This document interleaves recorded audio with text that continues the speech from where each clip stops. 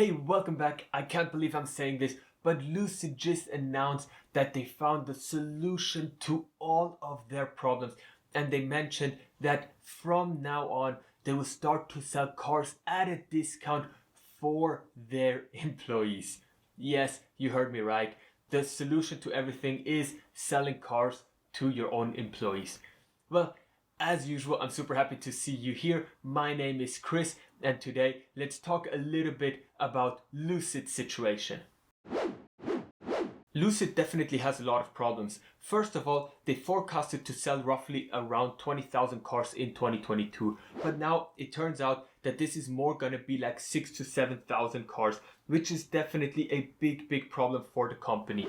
Additionally to that, they also have a big problem with reservations. They initially, back in last quarter, had reservations of roughly around 37,000 cars, and that has been dropping continuously over time now down to 34,000 cars, which is really a big issue for the company. So the management of Lucid probably thought they can solve multiple problems with one solution. They can increase their sales and they can also increase their reservations if they just sell their own cars to their own employees. So they came up with that great idea of giving Lucid employees a discount of $18,000 on their Lucid cars. Now, I'm generally not against any kind of benefits or stuff, discounts or whatever, something like that. I think it's very good. I'm also enjoying them. So I think it's a nice thing to do. But the problem is that that benefit or that discount only applies to employees who want to buy the Air Grand Touring, and the Air Grand Touring costs $154,000. So, in my opinion, I think it's not a very fair, employee benefit, if I can say like that, because you're offering that benefit to, your top management and middle management, people who can afford this kind of car.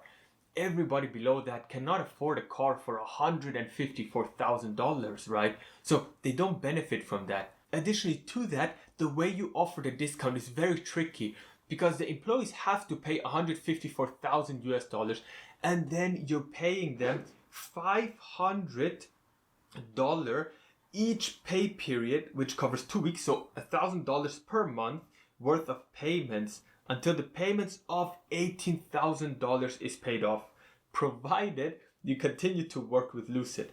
So if you get fired or if you resign or whatever happens, you lose that benefit. So you're not going to get that money anymore.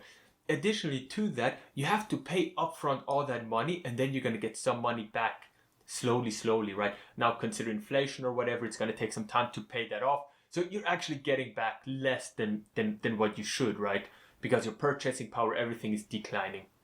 So it's a very tricky kind of benefit. Now for me personally, it just looks like a very desperate attempt to, get more reservations, get more sales, get more production up and so on.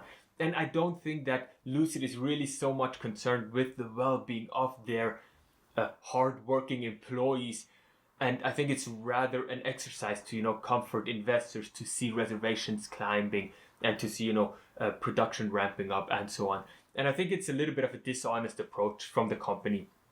And I thought the same thing back in August and September where Lucid, and I think Rivian also did that, but where Lucid came out and said they will ask all of their reservation holders to now sign a binding agreement. And they said they want to do that so all of their customers can be eligible for the $7,500 tax credit. And yes, it's true, if they sign that contract, they can get that tax credit. And if I think they do it after this year, they can't.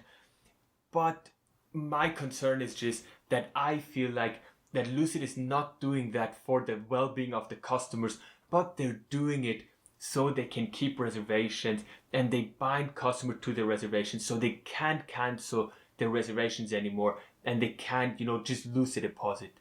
You don't have that option anymore, right? And again, also here, I just feel it's a little bit dishonest and I'm not sure how investors are going to react to that. I don't think it's a good thing for the company to play those little, kind of tricks or something. And I don't think that also employees will appreciate that. Now, this is just my personal opinion. I could be completely wrong with what's happening, right? Maybe that's the new business model in the world, to sell your own cars to your own employees, and Apple is going to only start to sell their own phones to their own employees and whatever. Maybe. I just feel personally that this is not the right way to do business, and I wouldn't feel comfortable as an investor or as a employee to work in that kind of weird situation that we're in at the moment. Well, I hope you guys enjoyed the video. Smash that like button and don't forget to subscribe. See you guys next time.